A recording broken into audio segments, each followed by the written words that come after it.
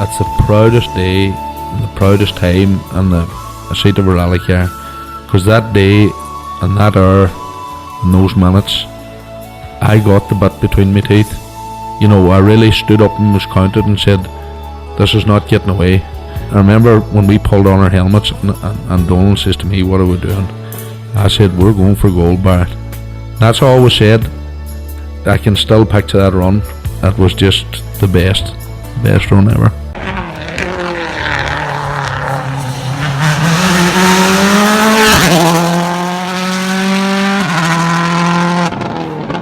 Welcome along to Krunching Gears, the Rally Podcast, Season 2, Episode 70. Another great show ahead for you this week. We catch up with Lorcan and Ronan Comerford, who are only hot-footing it back from the FIA Rally Star. What an opportunity for these two young fellas. It's, you know, we keep saying things can't get any better, but they do. As well as that, then MI Rally Academy, two members of it, Josh McErlean and Creighton, both had an exceptional Rally Sardinia. And then to finish off, then we have Eddie Doherty, who won many stages at the weekend. So I think without further ado, we'll catch up with Lorcan and Ronan. Lads, FIA Rally Stars doesn't get much better. Lorcan, when did you get the notification that this was happening? I'd say it was building up the last couple of months. When I was put in contact with Max Marty, was the winner of the African Continental Final. Max had done a bit of motocross and esports, and then got into it via playing through the Sims. So yeah, I got in touch with Max as a co-driver because of Niall Burns, and Niall gave us a hand there. And yeah, we've been working away before the training camp, but yeah, just back from Italy now. As Ronan will testify, it was a good week. Yeah, Ronan, this is you've been working been in conjunction with MI Academy. For somebody so young to get this opportunity, it must be beyond your wildest dreams. Yeah, it's something that I've dreamed of for a very long time and from a very young age. It was a late call up for me to the program. So I'm filling in for Shane, who unfortunately couldn't do it. So yeah, working with drivers from different nationalities, team bonding. Yeah, it's just been a really phenomenal 2 weeks, and there's actually been a lot has happened that we haven't digested yet. But this week is a week of preparation now before we head to San Marino next week, so we can get it all digested this week and put it into practice from next week on. We've been watching online, Connor, and what we have seen, it's mind blowing. Was the MI Academy? That was the nucleus of this. Without this would never have happened. And the preparation you guys have got beforehand, did it leave you in a good place going into the FIA Rally Star? Yeah, to be honest, it was a massive step forward for both of us, because a lot of the training that we done, fitness, nutrition, pace notes, everything that we do in the academy was utilized in some way through the FIA Rally Star program. So in a way, yes, we had a good general knowledge, and it was something that we were able to heighten further and be able to put it into practice then. Yeah, and Lorcan, from your own point of view, as Ronan alluded to there, what you have already got, does that give you an edge in the other competitors you're up against? An edge, I don't know. It's a funny one where we're not really competing against each other with the Rally Star thing. So it's definitely a help. Yeah, definitely. But it's not being scored as a championship, or, it's not just the fastest person that's going to win the Rally Star, or the top 4 from 6 seats get a JWRC program next year. So there's a lot of external factors that the teams are being monitored on, just not the rallying. So to have a backup foundation from our academy in Ireland is definitely a head start personally. But yeah, we still have 6 rallies to go yet, and yeah, that's only the groundwork. We're only getting going. Yeah, like I don't know. Like it must have been mind blowing to be there and be involved in it. Like for those 2 weeks, you just were immersed in rally. It was rally morning, noon, and night. Was it? That's the way it looked like from us looking at it from the outside. Yeah, we'd get up really early in the morning, and then Marek from M Sport Poland, the trainer, he would bring us for a workout in the morning, and then we'd go away into different groups. We'd do classroom sessions, theoretical sessions, or fitness sessions, and then there was 2 tests on as well, and there was pace no training, in between all of that. So it really was very full on. And then when we got back to the room, then we'd other bits of homework to do as well for the next day and that kind of thing. So yeah, we were flat out for the 2 weeks, trained afterwards, but like it was just non-stop. Yeah. And Ronan, like from your point of view, there was no time to talk up the tan. It was just head down. Yeah, to be honest, we nearly had no time to breathe at that point. It was just so full on. Yeah, listen, it was something that, we were nearly totally oblivious to what was going on, because we were up and we were focused on, we had a schedule, everybody knew what they were doing. We had times that we were doing different things at, so it was really, really well structured, and that made it easier because we knew that, well, on Monday we're doing this, on Tuesday we're doing that, and you were able to prepare the night before, as well, which is a key and a very important factor in all of this. Because if you don't prepare, then you're just not, you're just not be going anywhere. It'll be a bit of an up and down procedure, but yeah, it's something that you just have to endure. Quite intense, I might add, but really, really good, because the more intense it got, the more quicker you were learning, and the more you were taken on board without realizing. So for me, it was really, really good, and it's a great privilege to be on the program. And Lorcan, what's the structure of it? Like, how are you matched with your partner, and do you have the same partner then for throughout this whole program, or do you swap drivers, or how does it work? So you're paired off with individually with your driver for the season. Our training season is this year, and we're starting with San Marino next week. We're doing 4 gravel rallies and 2 tarmac rallies in Europe, with Rally 3 cars from M Sport Poland. So yeah, we're paired off individually with our drivers. But yeah, we'll be obviously working together then to try and push on for the remaining 4 JWRC seats next year. And Ronan, obviously you had 2 weeks intensive getting to know each other and that bit of bonding, but what's the plan or the structure for keeping that relationship going whilst you're not competing together?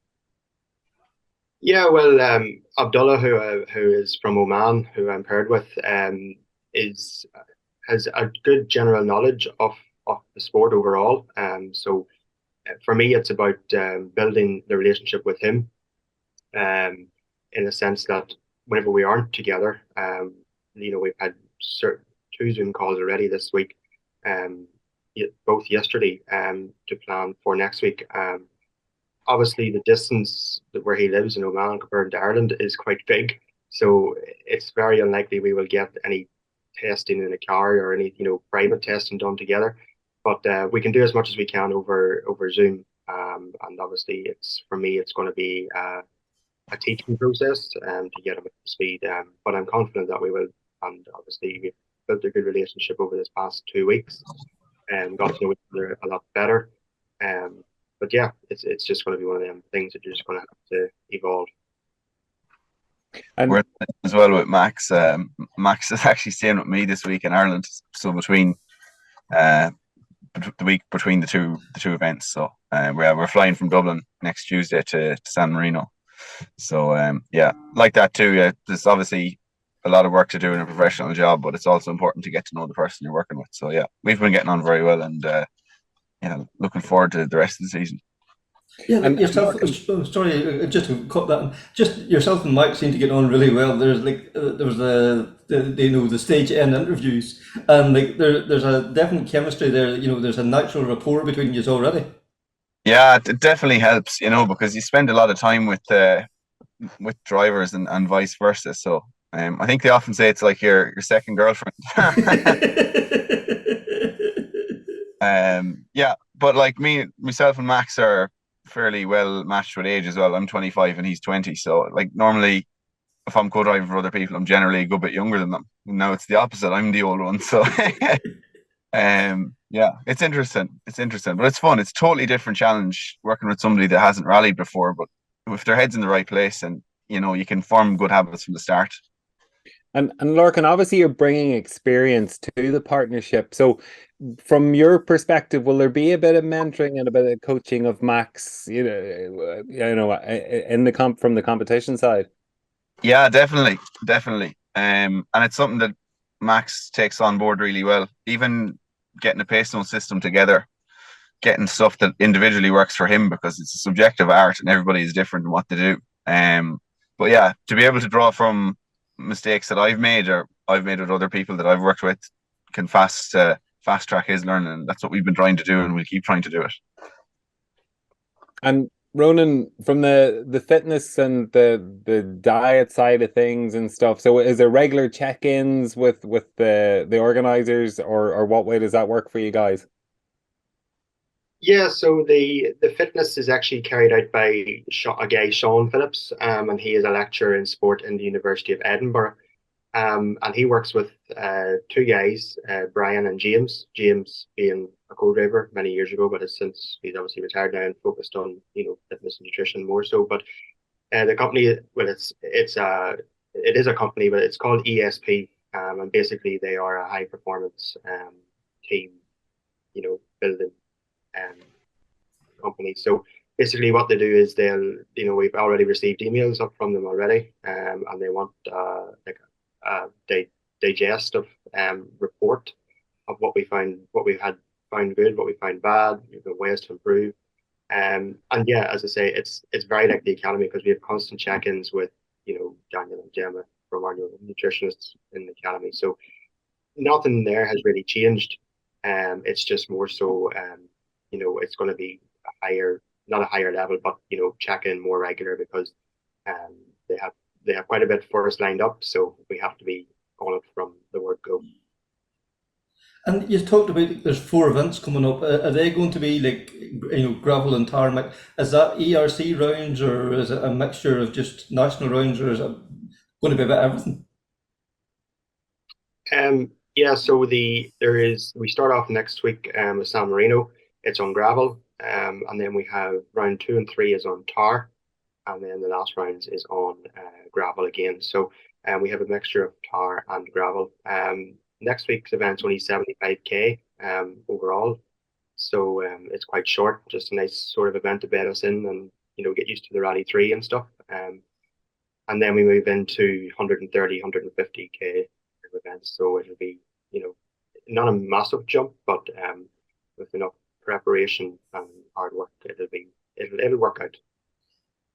And Lorcan, from your point of view, like you've got the chance now to sample the Rally 3. Like you've been fortunate so far. Like you sat in an R5 Rally 2 car. Like those wee Rally 3 cars we spoke last week to the JWRC guys. There's some wee pieces of kit, aren't they? Yeah, they're deceptive. They don't look particularly fast or feel particularly fast when you're in them, and then you see a video of them outside and you're like, Jesus. Even the suspension travel, you always see the pictures of the Rally 3 cars and it looks like there's no gap from the wheel to the arch, but then you see William or Eamon there over a jump 6 foot high, landing like a pack. So yeah, no, they definitely work. They're a really good package. Serious car for the guys to start rallying in. Isn't it mad? Like that's the first car they stepped into, It's fast forwarded about 10 years of hardship, but they're very lucky. They really bother with civics and one thing or another. And Ronan, like from your point of view, like you have made it down, to the last 6 in the world. That's like, you're what, 18 now? Like, do you ever have time to pinch yourself and go, wow? Well, sometimes I sit and think, what am I doing? Or the feeling hasn't really sunk in yet. Yeah, as I say, it's as Lorcan has mentioned, we're not competing against each other. We're as 6 drivers and 6 co-drivers, and and yeah, the best 4 of each will go forward. But it's just something that you have to endure and undertake from now to the end of the year. And it's a constant reviewing process. But from now to the end of the year, it's like, you just got to put everything into it. It's to your determination, your strength, your commitment, everything, and they will see that, and it'll just be, as you say, it's the last 6. So, um, I'm not sure if you know the structure, but basically the 4 will go forward to JWRC next year, and then a further 3 the year after that, and then it'll come down to 1 for a fully funded Rally 2 drive in 2026. So that's it narrows down every year, so that's the basic outline of the structure of it. So yeah, we have a bright future ahead. We know where we can be in 2 or 3 years time, so you just gotta do the work. Excellent. And will this be an ongoing process? Like, will there be another 6 brought in next year, and that will continue to feed in through, or is this a one-off? Do you think? That I'm not sure of. I haven't actually asked that question. At the minute, we're more so focused on the 6 drivers and 6 co-drivers that we have. Yes, of course, obviously, it's going to be something that will bring new, fresh blood into motorsport. So whenever we go, there's obviously going to have to be somebody coming behind us. But how they're going to structure that, I'm not sure. But I know what I've just said there about the 2 or 3 years ahead. That's for us, So I'm not sure if there's going to be people feeding in yearly, or else wait to 26 and go again. So I'm not sure of, but we can certainly ask the question. And Lorcan, Motorsport Ireland, like Rally Academy, like we have talked about it to high heavens at this stage. Like, this is it. Plus, but to get this opportunity, like Ronan, I think is probably underplaying it a wee bit. You guys have made it to this last 6. Like, this has been selected from around the world. This, like, I think you need to jump up and down and celebrate this a bit more. I don't know, to be honest. Wouldn't be great at that, because look, regardless, we still have a job to do and do it right. So maybe enjoy it along the way for sure. It has to be done. We have to have the crack along the way. But when the helmets are on, it's a different story, and it's serious business.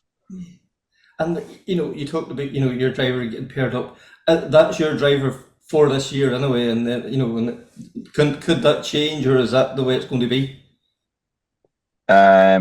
Well, for the Rally Star program, it's the same drivers for the rest of the season.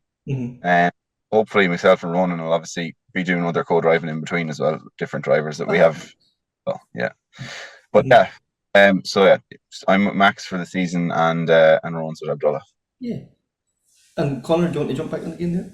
Yeah, and so behind the scenes, like you've mentioned stuff around the physical education side and the dietary side, but even some of the names that are working with you from co-driving and what do you call it, the car preparation side, like you've got full access to M Sport. I think Robert Reed's involved, and Chris Patterson, and a few others. So there's loads of resources been thrown at this. Yeah, to be honest, it's nearly at the stage where you don't know who to turn to, because you have that many people at different ends of it going, so it's really, really good. So like M Sport Poland, we obviously have Maciek, who's the team principal, who we can go to. We have Terenzio Testoni not the director of Pirelli, but he is the Pirelli manager, as you know. And obviously it was really good to get to work with both of them on the testing. As you say, we have Chris Patterson, and we also have Nicholas Klinger. We both have, a wealth. I think Chris, we were chatting, has 30 years and Nicholas has 20 years. So like combined, there's 50 years experience there.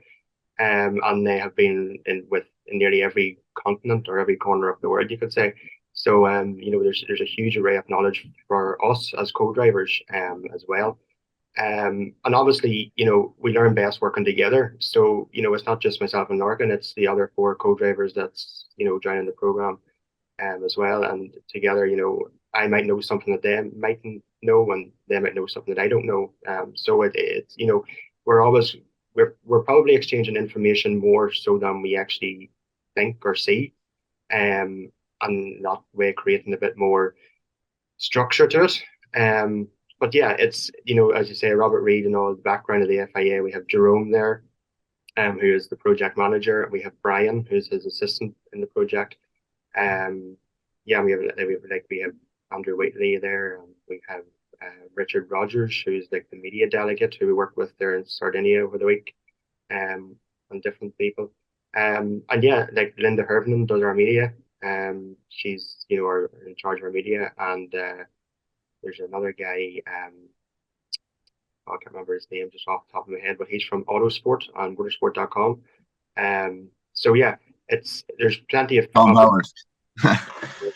So, as I said, there's that many names of people we've met this past 2 weeks. You're trying to think of who everybody is, but yeah. So like that's a broad outline of what who we are working with, and obviously one person leads to another, and the next person leads to another person, and then you're in the team, and so it's about networking as well. Basically, is the word for that. It's your networking and your approach to it all. So yeah, there's a lot to think about and a lot to endure, but it's great. It really is very good.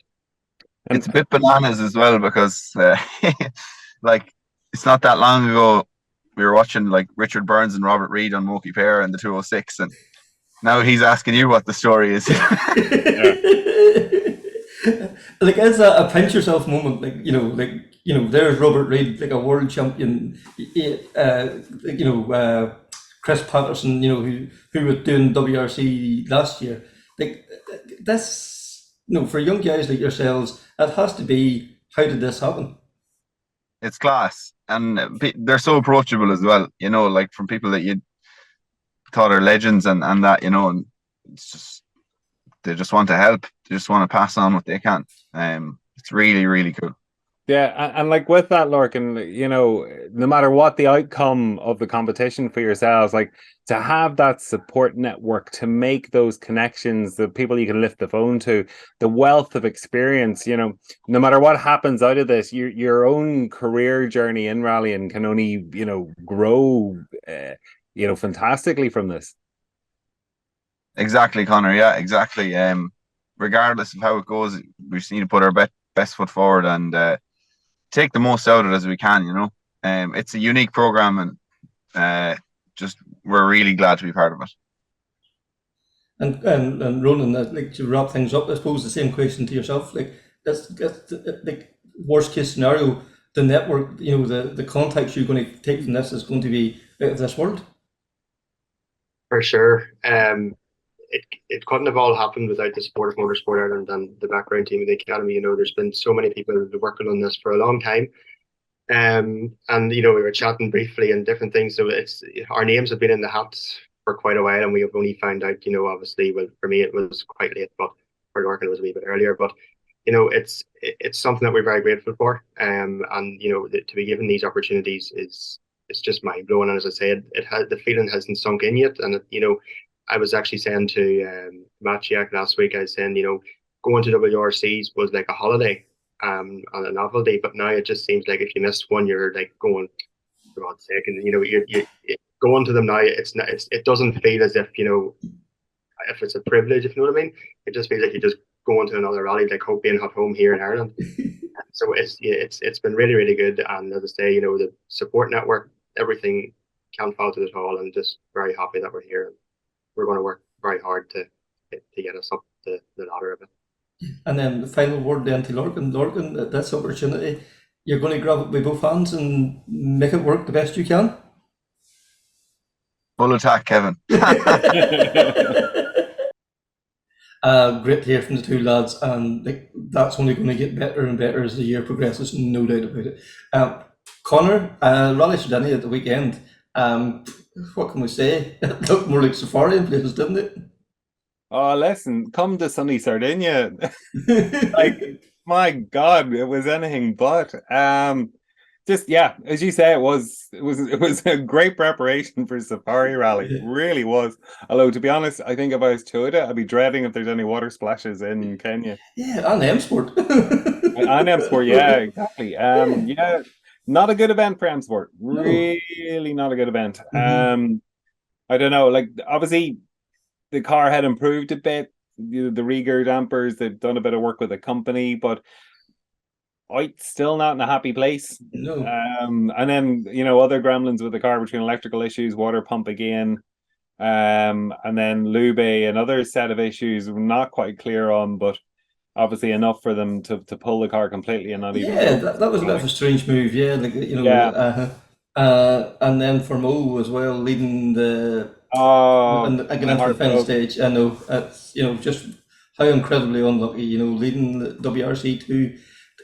I suppose the positive out of it is that the Fiesta's back. Absolutely, it is. And Mhm. huge inroads there, big strides. If I was Skoda, I'd be concerned looking over my shoulder that Yeah, that the Fiesta is definitely improving and more to do in that, or more work to come on that. So for sure, for sure. that's it's looking Mhm. like a heck of a strong car. And like you mentioned earlier, Toyota and back in Rally One again as well too. Not the best weekend for them. Like now, OJ for the first day and a half, looking sublime, untouchable, and just a simple. Like I think they said his foot slipped off the brake pedal and slid into the ditch. Even even the greatest can make mistakes. Absolutely, yeah, very uncharacteristic mistake. And when you see the in car, you can actually see the foot slipping off the pedal. Was obviously mucky from getting into the car, and just seemed a very simple one, but he just got beached, and that was it. And Evans again, Jesus, he's just not getting a break, really, is he? Yeah. Roving Pera, I suppose like at the end of the day, he extended his lead in the championship, and and good points in the power stage again. That's how championships are won. Whenever you're having a bad weekend, making maximizing the loss. Yeah, and turning the wick up when he had to, and he did on the like to again Sunday from all accounts, particularly the power stage, seemed to be the worst weather-wise between cloudbursts and I know even from talking to Will and Josh, they were saying that even the road sections were dicey on the Sunday with the amount of rain coming down. But like for Roving Para just to come out and blitz it again, it's just incredible what he can do when he wants to. That's for sure. That's And he for sure. seems to be able to turn it on and off. It's not that, he has a bad day or a good day. He can just switch it on when he needs to. Yeah, and like I suppose something like that it would be impossible to keep that going over 3 days. But like whenever you need it in a power stage, Yeah. it is. And But then just to jump in, it's something I've just noticed. Tanak, what is it that Tanak has a mediocre Friday, Saturday? If he has a super rally, he comes back on the Sunday and he pulls incredible times out. Like yeah, where and how when yeah, I haven't figured that one out yet. But like no. he can turn it on when he needs to, but he's Yeah. not. But for whatever reason, it can't be 100% the whole time. Yeah, and then I suppose others are backing off on the Sunday, and maybe they're perfecting their setup, and then by Sunday that they're not getting the same testing as others. I don't know. I don't know. Yeah. But And just I've got one last comment, a gripe. I'm sick of Sundays and tire management. yeah, There's 4 stages on a Sunday and they're cruising through on 3 of them. It's yeah. just it's getting frustrating. It's become a bit of a joke now. There's no doubt about it. Because they're all complaining. They're just driving through the stages. Like for everybody, like for the teams, for the drivers, for the spectators, it's becoming ridiculous now at this stage. My drive of the weekend, I think Lappy.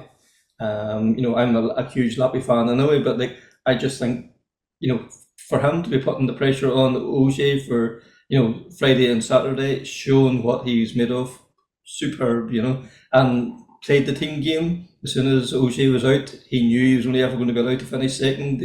He done all that was asked of him and more. Absolutely, he did. But again, unfortunately, still sounding a little frustrated. He knows, like at the end of the day, he knows the team game. The team made it very clear from Rally One that or from Monte Carlo that Neville was the favoured driver for the year. So and fair enough, Lappy did. As soon as OJ was gone, he backed off. But he's still kind of upset about it. You kind of think, well, you kind of just have to come to terms and get over with it. Unfortunately, like I'd love to see him Oh, of have a course, yeah. free hand to fight, but there's no point in griping about it. It's what you signed up for. That's for sure. And like then, you talked about other drivers. Like if Neville could ever have a good Friday, what would he not be like? Yeah. If he ever gets into that car and himself and the car are right from stage one, Yeah. yeah, there could be something phenomenal there. For sure, for sure. But like, great to see him taking the one. It's probably like we said before in the previously, he needed something a strong weekend now to to reignite his championship. Like, he's back within now 25 points. It's a one away. All it takes now is for Roving Pair to have one bad rally, and that could put Neville back in it. Discounting Neville at your peril, I think. Well, yeah, and again, if we go back to last year, the Toyotas struggled. Finland, Estonia, the fast, smooth gravel rallies, they did have their issues, and they weren't as fast. And the Hyundais were more vulnerable last year. The Hyundai starting to look bulletproof nearly again. That was a tough event and no major issues. Like Danny's was a roll. Yeah. So it wasn't that there was anything mechanical or technical went on the car. So the Hyundais are coming good, and I don't know whether Toyota really did get to the bottom of what was wrong in Finland and Estonia last year. So it'll be interesting to see. That's for sure. We'll need to watch this space, and then our own guys like Aaron Johnson and Tyga, incredibly bad luck. But whenever they were there, they were setting some great times. So from that, we have to take the positives. Things are starting to look up again for Tyga. Undoubted talent there, and then Wall and Eamon probably had an horrendous weekend in some ways, but a positive weekend in others. Like set some great times. Wall taking the JWRC one. That's 3 MI Rally Academy ones in the academies or the junior championship this year. Fantastic, really is class. And then Josh and John then and Stephen, Patrick and Stephen then as well. Where Josh finished 7th, I think, in the WRC2 challenge. In the top 15 overall, 15, 16 15th overall. 15 overall. Yeah, I think he's definitely one of the finds of the year this year. Yeah, and not just mean in Ireland, I mean overall. Yeah, no, definitely. He has to be drawing some attention to himself on the world stage at this point. Yeah. Like some solid, like the seat time is helping, and they all need more seat time. Seat time's helping him. He's getting that consistency. Some great finishes between Portugal and Sardinia. So can't wait to see Josh out again now in the next WRC round. Yeah, and like Patrick and Stephen were blighted with bad luck, but on Sunday they had some good times, so I think there's positives there as well too. So I think without further ado, you caught up with Will and Josh earlier. William, Josh, thanks for joining us this evening. Delighted to have you on after Sardinia. Thank you.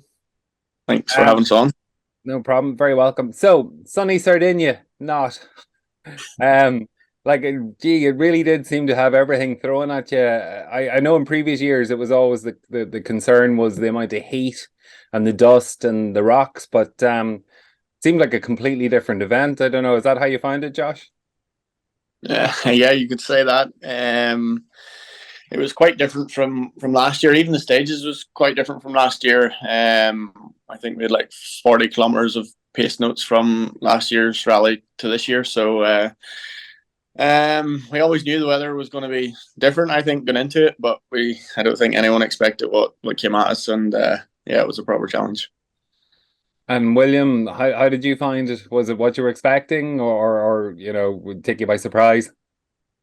I definitely thought it was going to be warmer than it was, and I suppose coming into the event, whenever we've seen that the weather, there was going to be a bit of rain, I think my first thought was, well, that's good that it's not going to be, roasting in the car, but I think after what we were put through, I think we would have rather that it was just a bit of sun. But yeah, it was. I think the problem was that it was still pretty warm. So you could run, say, the harder tire because of the ambient temperature, but then because of the condition of the road, whenever it got so muddy, you needed the soft tire. So it made that pretty tricky.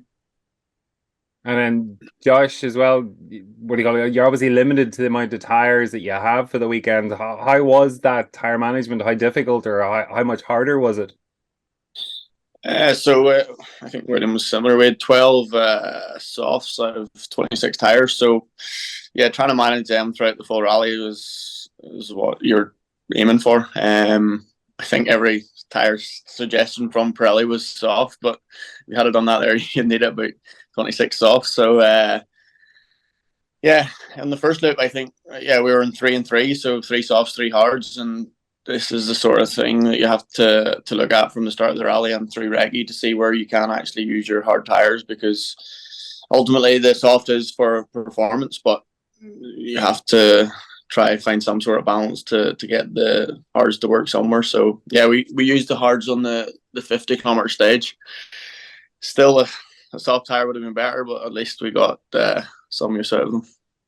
And what do you call it? I know in previous years there's always been the talk about the bedrock there. What do you call it when it's dry and dusty? Was that an issue this year, or with the mud you weren't really getting down that deep, or how was that? It was still quite rough in places. I would say you're probably getting deeper in places because the ground was that soft. It was going down quicker. But the biggest thing in this rally was the rocks coming out onto the road. It always has been like that. It doesn't get so rutted like the likes of Portugal and that, but it's the actual rocks and the size of them that does the damage. So picking your way through that there and trying to avoid punctures is a big thing. But yeah, we still got, I don't know, 4 punctures, and it was challenging that way. And I think William has a bigger story to tell on that. Yeah, William, what do you call it? Day one, you had the Monty Lermouth stage, the big 50K. Like, was that daunting knowing you had that ahead of you? I think everybody just sort of tries to forget about the distance, and whenever you get into a rhythm, it makes it.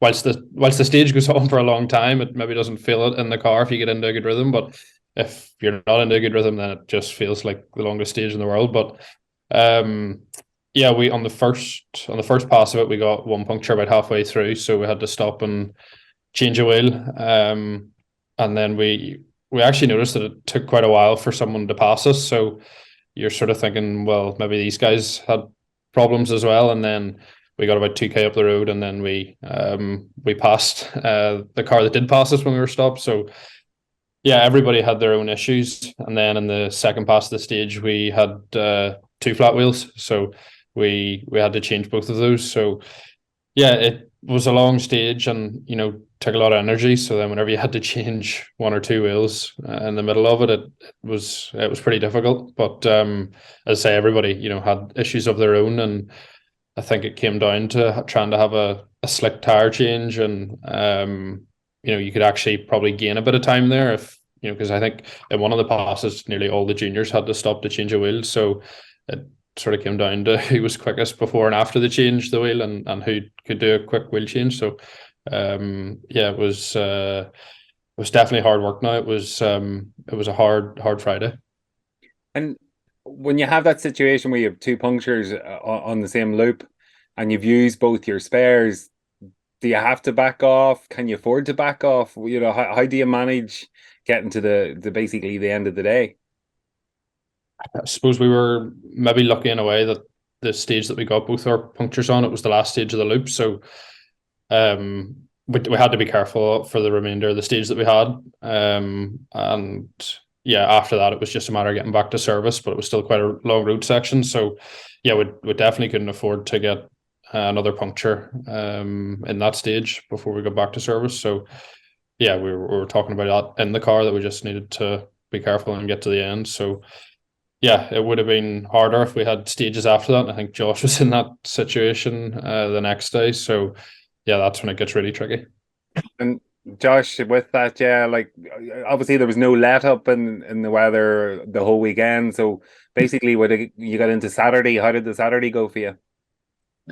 As William was saying, I think the second loop on the Saturday, the second stage, there's a 4-minute gap in front of us because Creighton was out, I think, and the heavens opened, and it was torrential rain for the first, 10K, and I think in the splits we dropped like a minute, and everyone behind us was dropping minutes because of the rain was that bad. But we got to the end of the stage to have 2 soft wheels.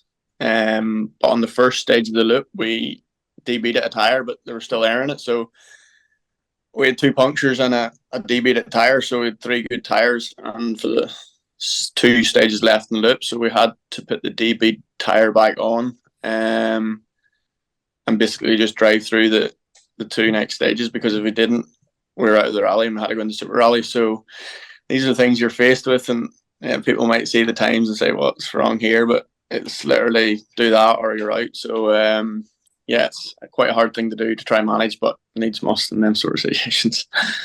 Absolutely, and again, even from for mentally, like obviously you're itching to clock up good times and prove yourself out there as well, but it must be very hard to kind of restrain yourself at the same time.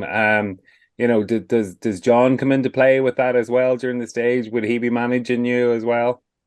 Yeah, I think it's a team thing. You have to realize when to switch on and switch off and go into, let's say, survival mode. But I think going into this rally, we knew from last year this was a big thing, and look at the amount of retirements. It pays off to actually just step back a bit if you have to and get through. But it was good to show some pace as well on Saturday morning and Sunday morning as well. So no, it's challenging. I think we changed 2 steering arms and road sections as well. So it was a busy event from that point of view, but it's good training going forward.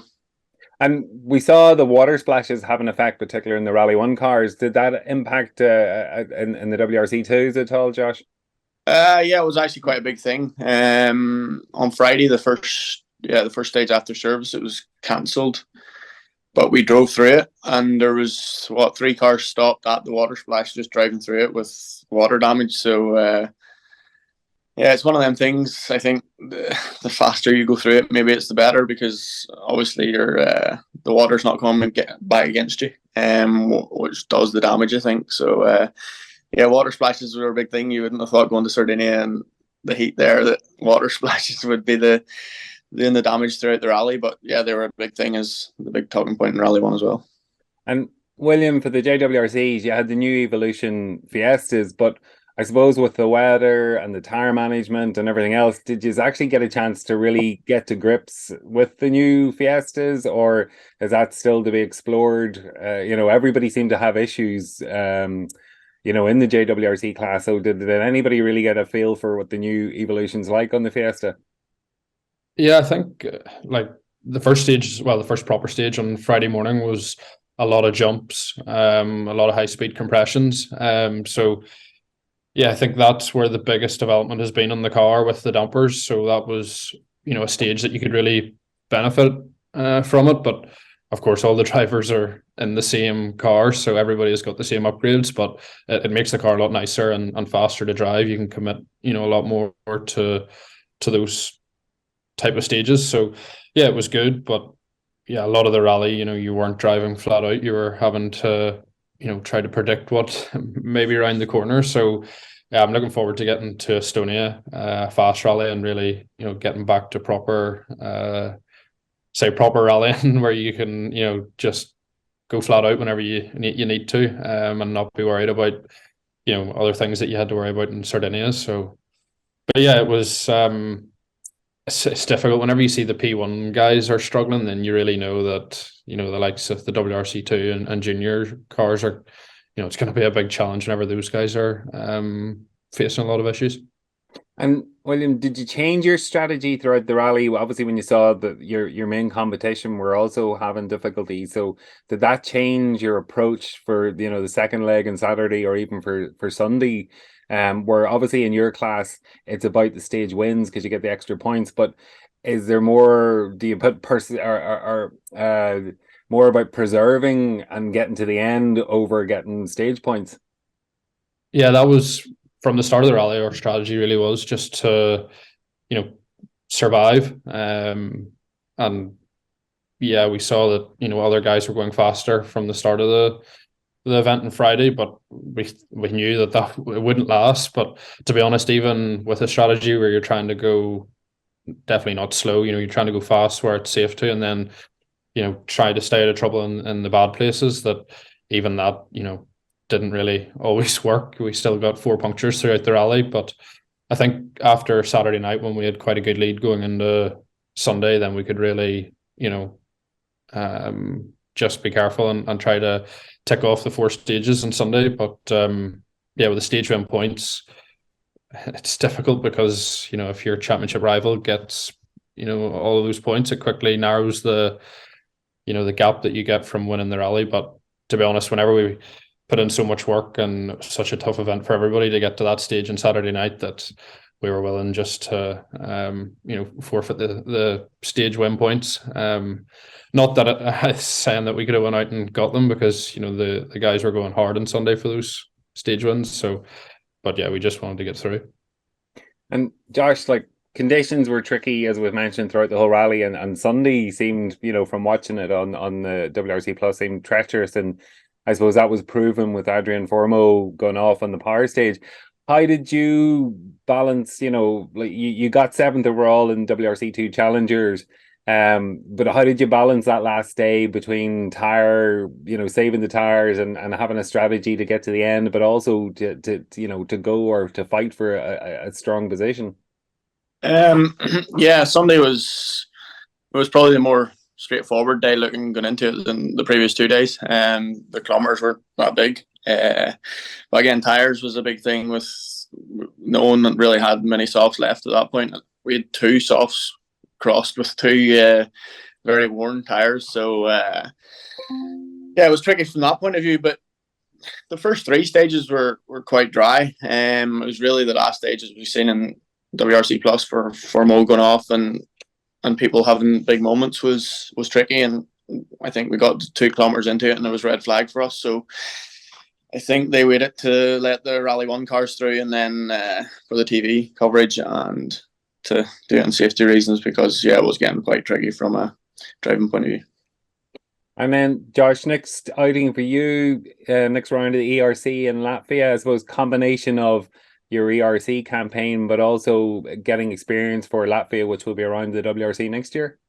Yeah, for sure. Going into Latvia again and fast rallies is a good thing, coming from likes of Sardinia, as William was saying. It was more survival, so yeah, you can properly open the choke now and just go for it. I would say from Poland it was good to show speed there, and going into Latvia we want to go again and try and make good improvements in that.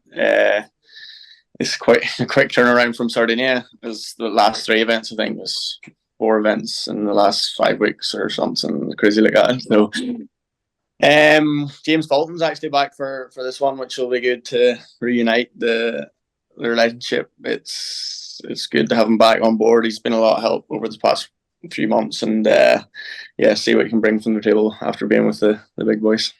That's great to hear. Now Fuzzy's back sitting with you. And William, you mentioned Estonia. So any chance for any prep anywhere before Estonia, or have you a gap now basically until that event?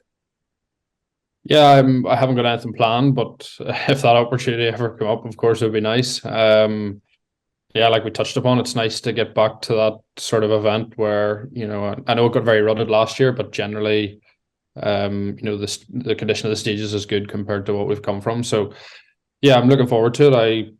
Whenever I first went to that event, probably wasn't that comfortable with such a high speed, nature of the rally and, wide roads, but I felt really comfortable in it last year, and our speed came up a lot since the first year there. So I'm actually looking forward to going back to it. And I think that's a good mindset to be in, before a rally. So yeah, I am looking forward to it, and I think it's only 6 weeks away, so it'll not be long coming in, and there's a lot of work that we can do from our onboards. So I think, there's a good chunk of the rally that'll be the same. So yeah, looking forward to it. And the new Fiesta, or the new evolution of the Fiesta, do you think that'll give you a bit extra confidence going into Estonia as well?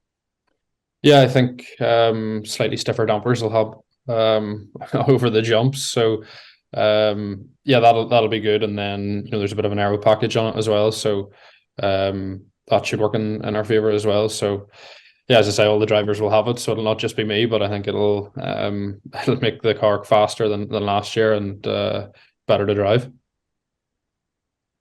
Yeah, great to hear from Josh and William there, and looking forward to see how Josh gets on in Latvia, and then William when he's competing in Estonia, and we'll catch up with the lads after those events as well. And Kevin, at the weekend was the Laois Heartlands stages, and you caught up with the winner. Yeah, I got a chance to chat to Eddie Doherty. I think, he's doing his 2.5 Class 14 Escort this year. Phenomenal. Leading the Tarmac Championship, and also that's his first out Rally 1. Great job, great competition down there. Frank Kelly, the Milkman, Condell, there's a string of boys out there. Like, yes, the Milkman getting warming up for Donegal, a few other guys warming up for Donegal, as was Eddie, you know, like, so. It looked a great event. You know, all the drivers said, you know, so complimentary towards the two stages that they ran as well too. So great to see. Anyway, without further ado, I think we'll catch up with Eddie here. Eddie Doherty, congratulations on the one on Sunday. Fantastic result for yourselves. Yeah, Kevin, thanks for having me on.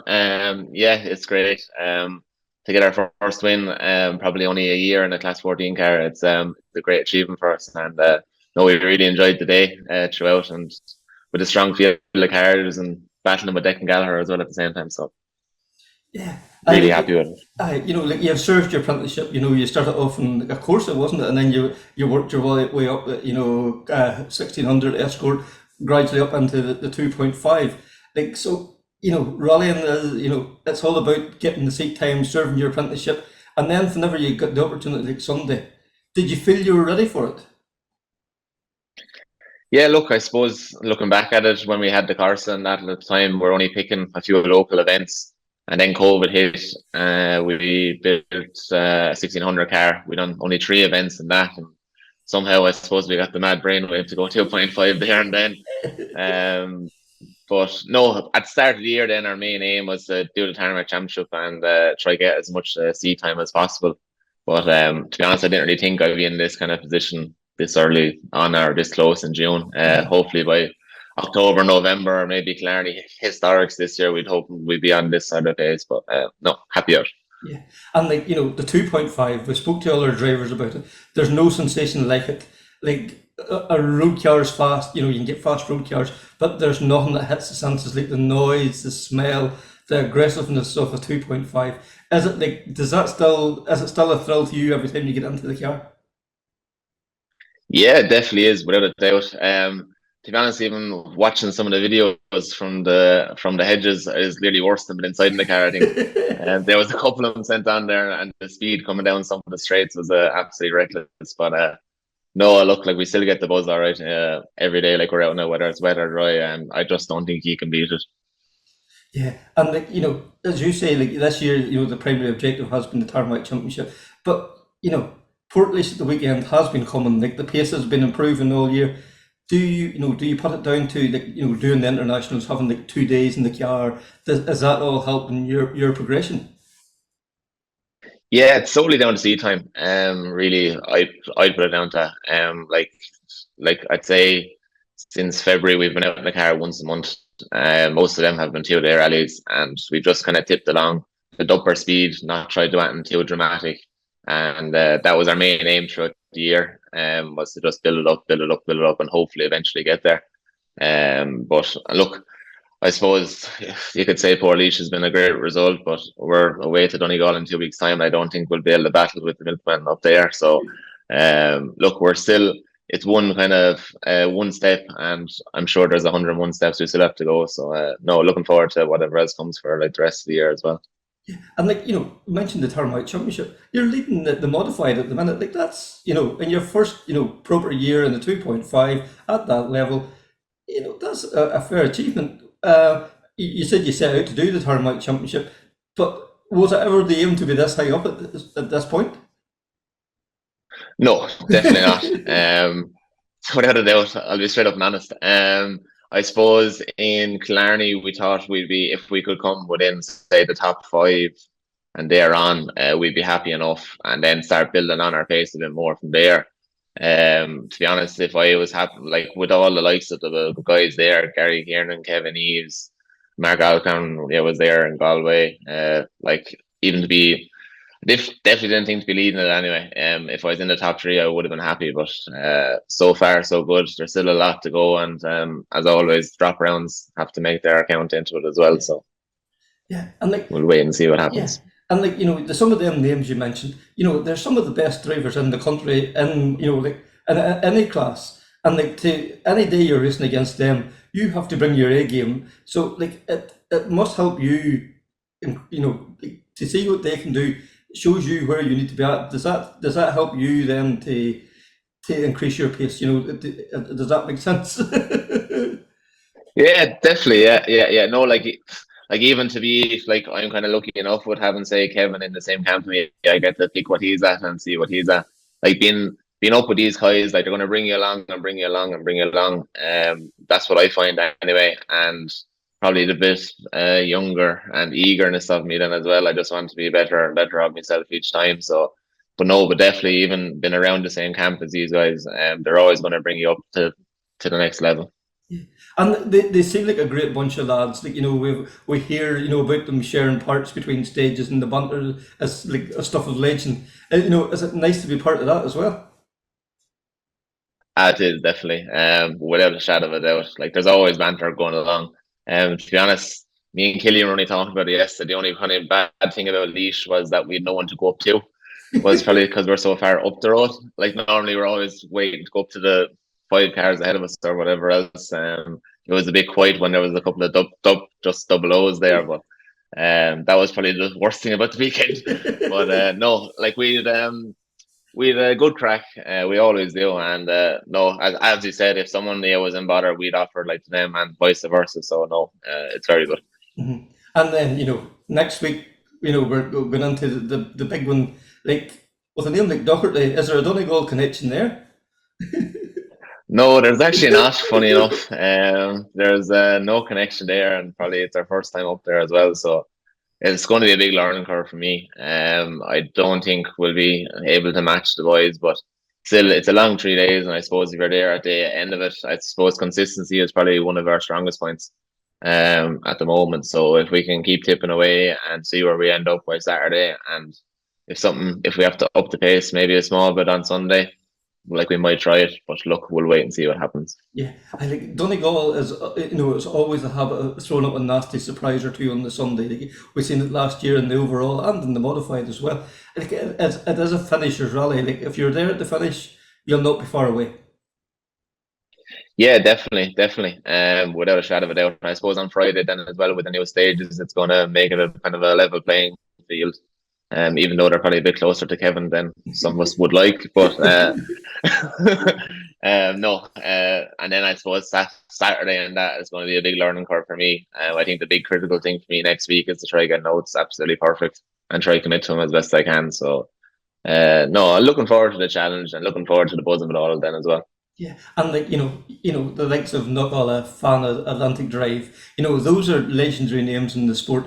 Like what's your thoughts? Or do you get nervous even thinking about that, or do you not even do you try not to think about that until next Saturday morning? Yeah, to be honest, I don't think I'll really even think into it. I suppose one thing that really surprised me about myself over the weekend was probably I didn't really get nervous even when we were in that position over the weekend. I don't know what it is. Maybe it was something like with work and that we have a busy schedule and that as well at the same time. So unless that's eaten into it, I don't know. But we're calm and relaxed, and I think I'm going to try carry that through now as well at the same time. Whatever happens, and we'll try not get the nerves get the better of us.